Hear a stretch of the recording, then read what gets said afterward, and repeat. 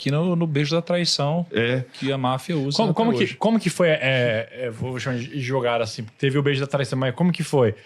Mostra quem é, dá um beijo. Como que foi? Eu acho que antes do beijo da traição tem um ponto importante, se você quiser seguir a cronologia. É o momento da Santa Ceia. É verdade. Pode deixar a traição um pouquinho lá e ficar na Santa Ceia primeiro? É verdade. Jesus fez o ministério dele na Galileia. Lugar que ninguém... A Galileia é chamada Galileia dos pagãos, Galileia dos gentios. Jesus estava lá, pregava. Ele só vinha a Jerusalém nas festas religiosas e voltava. Então Jesus, ele não morava em Jerusalém. Jesus é como se fosse assim, para o pessoal entender, é como se fosse um católico que todo dia 12 de outubro vai até Aparecida do Norte, na peregrinação com a igreja dele, porque 12 de outubro é o dia de Nossa Senhora Aparecida para os católicos. Então os católicos montam caravanas e vão para Aparecida do Norte. Sim. Os judeus também tinham festas religiosas. Tinha a festa da Páscoa, tinha a festa do Shavuot, que é a festa do Pentecostes, a festa das cabanas e tudo mais. E Jesus só ia nessa época. Ia e voltava. Quando chegou uma época, Jesus estava até evitando ir em Jerusalém, porque o pessoal estava procurando ele lá para matá-lo. Aí, pessoal, mas ele tem que ir para lá para se proclamar Messias. Um dia ele vira para os 12 e fala assim, vamos para Jerusalém. Esse ano nós vamos comer a Páscoa lá em Jerusalém. E eu vou entrar em Jerusalém como um rei. Então, pessoal, é agora. É agora que nós vamos quebrar tudo. Sabe essa... A gente estava conversando isso um pouquinho, eu e o Lucão aqui antes de começar, que o pessoal está assim um pouco com ojeriza do mundo político e está querendo uma coisa assim... Que não seja o establishment, muito do mesmo. Na época era a mesma coisa. O povo estava de saco cheio de Anás, Caifás, Pilatos. São os romanos, são a corja dos sacerdotes. Os políticos estão corruptos, os saduceus estão corruptos, o templo está corrupto. Sabe, os zelotas queriam botar para queimar pneu em praça pública. E eles precisavam só de um Messias que botasse fogo no parquinho. E Jesus tinha tudo para ser esse cara. Tudo. Entrar com o som da última trombeta. Não, falava bem. Olha bem, Jesus falava bem. Curava todo mundo. Multiplicava pães e peixes. Loucura. Quem não queria fazer parte desse exército? Até eu. Eu não preciso nem de colete a prova de balas, que se o cara me der um balaço lá, Jesus me ressuscita. Se a minha perna estourar numa mina, Jesus cura. Se acabar a comida, Jesus multiplica lá e aparece comida para todo mundo. Não vai ter para os romanos, não. Nem precisa de todo mundo, não. Eu e mais uns 4 aqui, a gente dá conta. Você tá entendendo? Mas Jesus não... Ele falava de se alguém bater numa face da outra. Isso certamente irritava alguém isso como deve Judas. enlouquecer mesmo qualquer um, né? Porque você imagina sob a perspectiva humana... Cara, você tá do seu lado com a pessoa... Assim, é Deus. Qualquer coisa ela te protege, ela dá dinheiro, boca do peixe, dá comida infinita, cura todo mundo, a orelha volta. Fala, cara, eu posso ver qualquer coisa. Deve ser revoltante. Passar por situações que você pensa, cara, não é possível, é tão fácil pra você resolver. Aí a pessoa vai e não resolve, e pelo contrário, ainda fala, não, você tem que... E você podia resolver, você podia fazer alguma coisa, porque não faz nada. Cara, parece um médico. Como o Lucão diz aí da maturidade, não ter maturidade, né, Lucão? Eu falo, mas joga um raio no Não, mas teve uma situação. Complexidade. Teve uma situação lá de João e o irmão dele, o João, discípulo amado, ele e o irmão dele, tanto que Jesus os apelidou de Boanerges, filhos do trovão. Uma cidade samaritana lá não quis dar guarida para eles e falou assim: senhor, o senhor quer que a gente manda descer um raio agora e destruir todo mundo? O pessoal queria quebrar o pau. E eles queriam postos também. A mãe de 2 discípulos chegou para Jesus e falou assim: olha, quando o senhor estiver lá no seu reino, dá para o senhor fazer um jeitinho que um filho meu seja ministro da economia, o outro ministro da... Você entendeu? Todo mundo, entre os 12 ali, já estava vendo assim, o que eu vou ganhar com isso? E Jesus nada. O pessoal já estava impaciente. Parecia um médico plantonista dormindo no plantão enquanto o saguão tá cheio de gente machucada. Essa é a impressão que passava. Aí Jesus, não, vamos lá para Jerusalém. Eu vou descer, eu vou entrar em Jerusalém como rei. Esse é o ano. É agora. E agora? Eu imagino que o pessoal foi animado e Jesus arrumou tudo. Falou, vocês vão chegar, nós vamos ficar em Betfagé, lá na casa de Marta e Lázaro, lá, eu conheço o pessoal e tudo. em Betânia. Fiz uma Aí vocês janta vão boa até pra todo Betfagé, mundo. pega o jumentinho lá. Até o jumentinho foi tudo muito bem colocado. Por que Jesus entrou em Jerusalém num jumentinho e não num corcel puro sangue? É porque os reis só montavam em cavalos quando iam para a batalha. Quando era em missão de paz, ele ia num jumento. Salomão, por exemplo, quando foi ungido rei de Israel, Davi mandou montar Salomão na jumenta de Davi. Você entendeu? Então, o rei, quando era em missão de guerra, ele ia no cavalo. Quando era em missão de paz, ele ia no jumento. Então, tudo certinho. Imagina a alegria deles naquele domingo. Baruch rabá, Beshem Adonai, bendito que vem em nome do Senhor, em hebraico e tal, todo mundo sacudindo os ramos ali. E a multidão vindo, Jesus ficou popular. Alguns JBL, tiravam as capas. música. Não, mas é verdade. Alguns, eles já estavam esperando assim, não, amanhã eu vou enfiar a mão eu vou bater tanto em Caifás. Imagina um Pedro falando assim, eu vou enfiar a mão em Caifás que no hospital vão passar mertiolate com brocha de tão machucado que ele vai chegar lá. Eu vou pegar aquele Herodes, eu quero dar uns tapas, tô doido pra dar uns bufetes e tudo e tal. Jesus entrou. E o Judas também estava aguardando essas expectativas. Que ele era interesseiro, ele estava roubando. Aí Jesus entra em Jerusalém e não faz nada. Ele fica maluco. O Judas pensou que Fica ia... maluco. Aí Judas, botar um dinheiro eu no tenho que fazer bolso. alguma coisa. Aí diz que o diabo, é interessante que no Evangelho de João, fala que o diabo já havia entrado nele aqui. Olha o que diz aqui, olha. Evangelho de João, capítulo 13, Antes da Santa Ceia? Na Santa Ceia. Na Santa Ceia. Fala assim, olha. Pô, mas cara, por que entrou lá? Porque assim, ó, eu vejo que Judas deu na brecha. história... Então, mas na história... Geralmente a gente vê que o diabo age como? Ele age no momento da sua vulnerabilidade. Então, qual que é um dos problemas da embriaguez? É porque aqui você está vulnerável, né? Quando você está ali em algo que mexe com a sua carne, ali você está vulnerável, você não deveria ter deixado chegar na situação.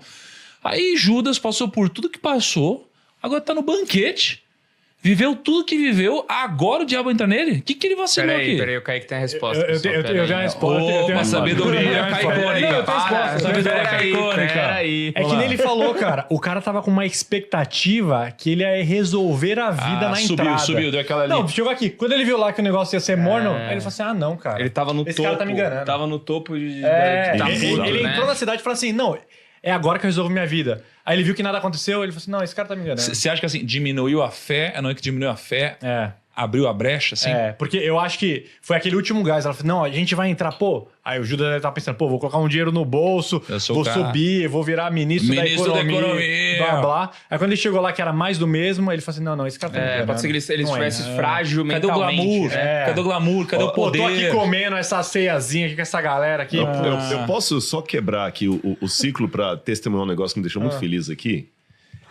Se a galera depois assistir os primeiros podcasts que a gente fez aqui, vocês tinham até uma cola. Eu sei que você está seguindo um roteiro aí, mas era uma cola diferente. O pessoal tinha que quase desenhar como é que era o livro e tudo mais. E o Thiago falava quase que 98% do tempo baseado naquilo ali. Você falava uma palavra ou duas, não entendia nada, você não falava quase Lucão nada. mexia a cabeça. Mexia a cabeça. Mas olha, com o passar do tempo, você está ficando cada vez mais independente do papel. Eu já te dei esse depoimento antes, já te dei esse testemunho antes. A palavra está entrando mesmo no seu coração. O Kaique tá falando, peraí, eu tenho a resposta para isso. Aí E está mandou ver. certo. E eu, como teólogo, falo que você está certo, eu vou elaborar a sua resposta. E o Lucão falou, não, cara, é verdade, eu estou raciocinando sobre isso. Vocês estão percebendo, eu que estou de fora aqui olhando, eu não sei se vocês estão conseguindo ver a diferença teológica que vocês estão tendo de progresso no conhecimento teológico. Agora é o Rodrigo, professor de teologia, que está falando. Eu estou feliz com isso. Isso aqui não é proforma, não é piada, não. Eu fiquei olhando vocês Você mudou a aqui. voz pra falar. Agora, professor de teologia. Aí você mudou a postura pra falar. Ele vai, no final, ele Não, vai colocar sério, uma nota. porque assim, eu dá 10 cruzei pra o todo braço mundo. aqui, vi vocês três aqui falando, eu falei, Deus, que coisa legal. Mas eu só queria dar esse feedback, viu, Obrigado, galera? obrigado. E você que está assistindo de casa, você também pode ter esse conhecimento aumentado. Exatamente. Pós-graduação em arqueologia, história e interpretação bíblica, ou sempre assistir aqui os bate-papos sobre Bíblia Sagrada aqui no PrimoCast. Ou os dois. É isso aí. Cultura ou ambos, que é melhor Link ainda. na descrição e QR Code na O tela. lance que ele falou ali do diabo, o Kaique tá certo.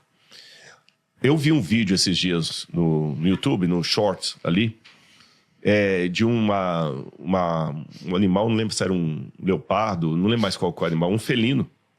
Ele pegando um filhotinho, sabe, eu esqueci aquela... É tipo aquela cabra montanhesa. E ela pegava o filhotinho aqui, o filhotinho vacilou, ela pegou e ela ficava brincando com o filhotinho. E ela ficava pegando o filhotinho ali, ficava pegando o filhotinho ali e tal. Mas por que ela não devorava o filhotinho? Aí o locutor falando assim, ela estava aguardando a mãe do filhotinho vir, porque ela queria a mãe do filhotinho.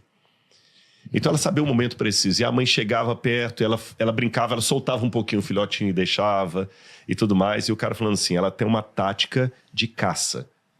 Ela tá com fome, mas ela espera primeiro o momento certo. Se a mãe desistir, ela vai devorar o filhotinho. Mas ela sabe o momento de atacar. A Bíblia fala que o diabo anda em redor como o leão que ruge procurando alguém para devorar. Então, ele é estrategista. O diabo não tem virtudes morais, mas ele tem expertise de ação. Vou deixar isso bem claro. O diabo não tem virtudes morais, nele não há bem nenhum, mas há expertise, há estratégia. Ele sabe o momento certo. Então ele vai brincando com a pessoa ali. Talvez Judas estava dando brechas várias vezes. Aí ele fica brincando, ele solta um pouquinho e prende, solta um pouquinho e prende, porque ele quer pegar outra coisa. E naquele momento o diabo entrou nele, porque é realmente o que você falou. Ele falou, pera, agora eu desisto de Jesus, agora se eu não fizer alguma coisa... Tanto é que ele já tinha tramado com o pessoal do templo, porque esse momento da Santa Ceia é um momento noturno, e para ele ir lá no templo e o sacerdote abrir a porta e recebê-lo, é porque já tinha um acordo prévio. Agora vamos ao passo. Jerusalém, de acordo com Flávio Josefo, tinha mais de 1 milhão de pessoas na época da Páscoa. Muitos historiadores acham esse número exagerado, inflacionado, porque Jerusalém tinha 38 mil habitantes, como é que ia caber 1 milhão ali?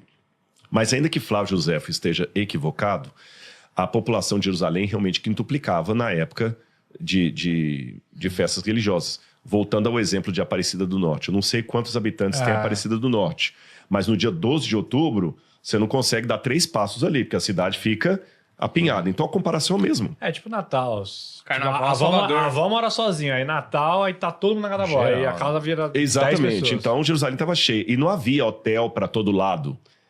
Como acontecia em Aparecida do Norte até um tempo atrás, que hoje eu sei que está mais sofisticado, era muito comum, quem é católico pode confirmar isso que eu estou falando, que os próprios católicos da cidade abriam a casa para os romeiros, era comum isso. Folia de reis, o pessoal dormia ali, dorme aqui e tal. Era assim, o pessoal muito simples.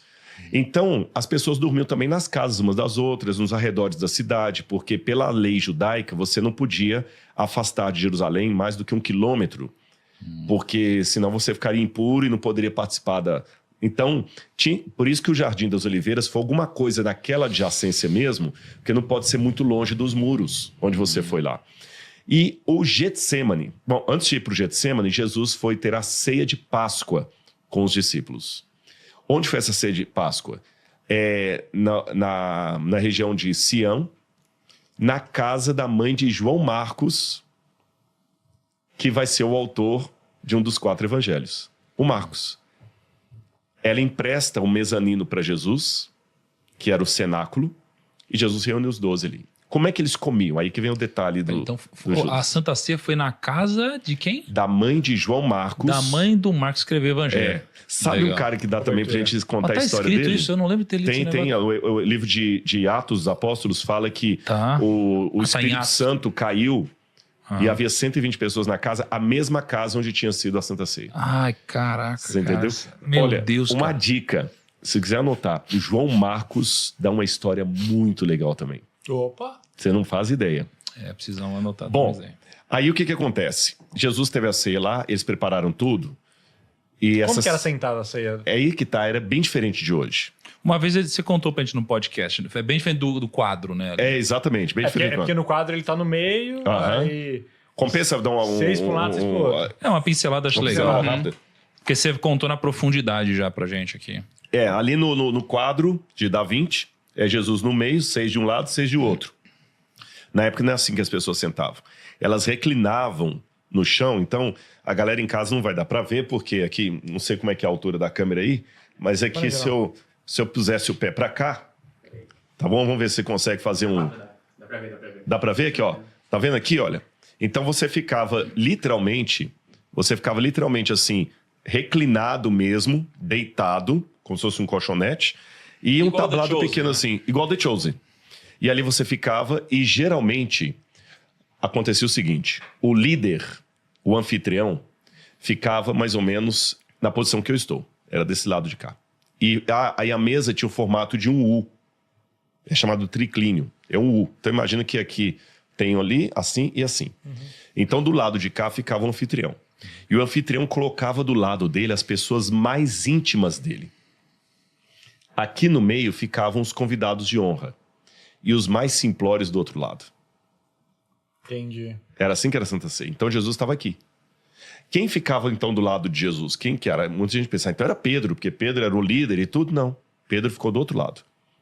Quem ficou aqui? O discípulo amado, João, que era aquele que reclinava a cabeça no seio de Jesus, então ele tinha que estar do lado de cá. E o outro? Aí o Evangelho de João conta quem que era o outro que estava do outro lado. Eu vou ler para vocês aqui, olha. João capítulo 13, versos 21 em diante. Depois disso, Jesus se angustiou no espírito e afirmou: em verdade lhes digo que um de vocês me há de trair. Olha a expressão. Jesus se angustiou em espírito. Essa aqui é uma expressão aramaica, Não, embora suspirar, foi escrito em grego, suspirar assim que... Embora o Novo Testamento foi escrito em grego, mas o pensamento é todo aramaico e hebraico. Eles são muito passionais. Eu não sei se vocês lembram quando vocês foram lá para Jerusalém, o pessoal, assim, buzina para todo lado, fala gritando, gesticulando, aquela coisa loucura, toda. hein? Ele é muito passional. Quando alguém do Oriente sente algo, ele sente de verdade. Então, esse negócio de Jesus se angustiou em espírito. Jesus estava, assim, quase... Era bem teatral, não no sentido de falsidade, teatral no sentido de representatividade. Você olhava e você via que ele estava incomodado. Você vê que estava incomodado. Não era um negócio que o ocidental a gente disfarça, né? Você tá chateado com a engole, pessoa, né? fica... Não é nada não, e tal. Não, lá no Oriente, se o cara tá chateado com você, ele tá chateado mesmo. E se ele tá alegre, ele sai pulando igual um cabrito e tal. Jesus estava angustiado em espírito. Por quê? Porque ele ia ser crucificado? Não. Por causa da traição de Judas. Mas você acha que ele ficou assim porque ele percebeu que chegou a hora ou porque ele ficou sabendo nesse momento? Que a gente estava debatendo antes se Jesus sabia de tudo. Né? Eu acho que ele percebeu... chegou a hora. Chegou a hora. Porque ele já estava percebendo desde lá de trás. Mas o Judas estava sentado aonde nessa mesa aí? Do lado de Jesus. Ah, E por que eu... Da onde que vem... Por que eu sei... Lembra que eu falei que... Mas do lado? Do Você vai ver- ladinho, do João ladinho. de um lado, Judas do Jesus outro. fala assim, Eu vou seguir o texto e você vai ver de onde que eu tirei esse Então, detalhe parte do do lado. pressuposto que ele sabia, sabendo, deixar sentado do seu lado Judas, ou seja, que o diabo entrou nele naquele momento, cara, sangue frio, hein? Exatamente. Ou ele fala assim, cara, E muita confiança. Vou deixar do lado aqui pra ver se eu consigo salvar. lembra- Por que, que ele não expulsou o demônio? Judas, não quer me Boa contar nada, não? Se Jesus... Não, olha só. Se Jesus... Tá boa só a comida? pegando um gancho que ele falou, que Jesus, ele não pode ser que ele tava ali e falou assim, cara, não, eu vou acreditar nele até o último momento. Não, acreditar não, porque ele já sabia. Não, acreditar no sentido, tipo assim, não, ele tem chance ainda de se Namorando, arrepender. reverter. Não, sim. Mas a pergunta é a seguinte: uma coisa é fazer a pessoa se arrepender dos pecados, fazer a pessoa querer que a pessoa se arrependa, etc. Outra coisa é o demônio entrou na pessoa. Cara, o que a gente vê? O demônio entrou em alguém, o que é feito? Puta, bagunça. Você expulsa o demônio. Mas não é? olha... Em nome de Jesus, você expulsa o demônio. Cara, fica todo Mas doido. o demônio tá do lado dele, é Jesus, que é quem tem a maior autoridade pra expulsar. Isso é bom, né? Mas Ele olha- expulsa. Mas aí a detalhe, a bom. pergunta, porque ele não expulsa, ela tem que ser feita ao contrário. Por que o demônio entrou? Porque o demônio só vai entrar em Judas depois que Jesus oferece para ele o pão molhado, que eu vou contar daqui a pouquinho. Mas calma, mas então vamos fazer essa pergunta que você fez. Por que ele entrou? Por um motivo muito próximo do porquê o demônio entra em várias pessoas. E ainda assim, mesmo entrando, esses demônios são expulsos das mesmas pessoas. Sim, mas vamos ao detalhe. Por que o cachorro entrou na igreja? Porque a porta tava Sei aberta, lá, né? porta aberta. Enquanto a porta estava fechada, ele não entrou. E por que a porta estava aberta? Porque o padre vacilou. Tá bom. Entendeu? Mas expulsa o Então, cachorro, tira o cachorro Então lá. a tem uma culpa foi meio coisa. que de Jesus. Jesus, é aí que está a questão. Deus é todo poderoso. Aqui os presbiterianos não vão concordar comigo. Já estou admitindo isso. Tá. Né? Mas eu não sou presbiteriano, não sou calvinista. Não sou todos presbiterianos, não. Eu digo assim, a teologia calvinista, né? Como eu não acredito na Porque, cara, se a predestinação... gente for para o calvinismo ou para outro lado, o nosso podcast não ser completamente diferente. Exatamente.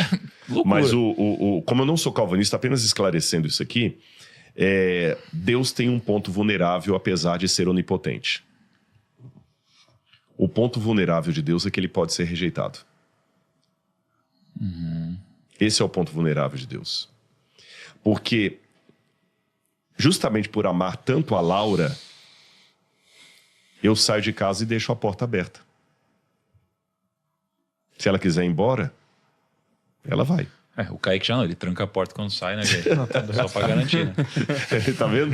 Você entendeu a questão? Sim. Quem segura a mulher trancada dentro de casa não é quem ama. É o marido que bate, que não sei o que e tudo mais. Então Deus fala assim, filho, eu te amo tanto que eu respeito a sua vontade se você não quiser ficar comigo. Por mais que me doa. Então, o diabo, a pergunta é, por que o diabo não entrou em Judas antes? Porque Jesus estava até o último instante impedindo a entrada do diabo. Mas quando Judas tomou a decisão final, Jesus teve que se recolher e tirar a proteção dele. Porque o diabo só entra nele de acordo com o evangelho. O diabo estava instigando ele o tempo todo. Mas o diabo entrou nele depois que ele pegou o pão molhado. Jesus falou, aquele que pegar o pão molhado, esse vai me trair. E ele pegou, e eu vou analisar melhor. Todo isso mundo aqui. viu? Todo mundo viu. Tu não sabia que... Não, aí que tá o detalhe. Calma. Todo mundo viu, mas o pessoal não entendeu. Até nesse momento, Jesus foi discreto. Jesus foi discreto. Deixa eu voltar na cronologia aqui, que a gente vai pegando os detalhes psicológicos da trama e vocês vão entendendo. Então, Jesus se agitou em espírito. Por que eu acentuei isso? Se eu soubesse, pelo Pai, que eu vou ser crucificado em menos de... Isso aqui aconteceu quinta-feira à noite, Jesus foi morto no outro dia... Foi crucificado no outro dia, meio-dia. Morreu 3 horas da tarde. E ele já sabia que em poucas horas ele ia apanhar igual cachorro e passar a noite toda sendo torturado, e que iam colocar uma coroa de espinho e tudo mais e tal. E o medo que ele tava das consequências eternas daquilo, tanto é que ele transpirou sangue no Getsemane. Cara, se eu tivesse um futuro desse me esperando há poucas horas, eu ia pensar só nisso.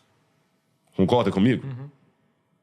Por mais que você pense na Maíra, nas crianças e tudo mais, se você soubesse que você vai passar daqui a 1 hora e pouco, 2 horas, sendo torturado e vai ser crucificado no outro dia, por mais que você pense na sua família, você pensa assim, o que vai acontecer com eles, você preocupa com eles, mas assim, o medo daquilo ali é maior do que qualquer coisa. Mas o Jesus se agitou no espírito foi por causa de Judas, porque o texto fala, depois de dizer isso, Jesus falou o seguinte antes, olha, em verdade lhes digo, quem recebe aquele que eu enviar, recebe a mim, e quem recebe a mim, recebe aquele que me enviou. Depois de dizer isso, Jesus se angustiou no espírito e disse, em verdade lhes digo, que um de vocês vai me trair. Então Jesus estava sofrendo por Judas. Nesse momento, Judas fez assim, ó. Suando frio. Como assim?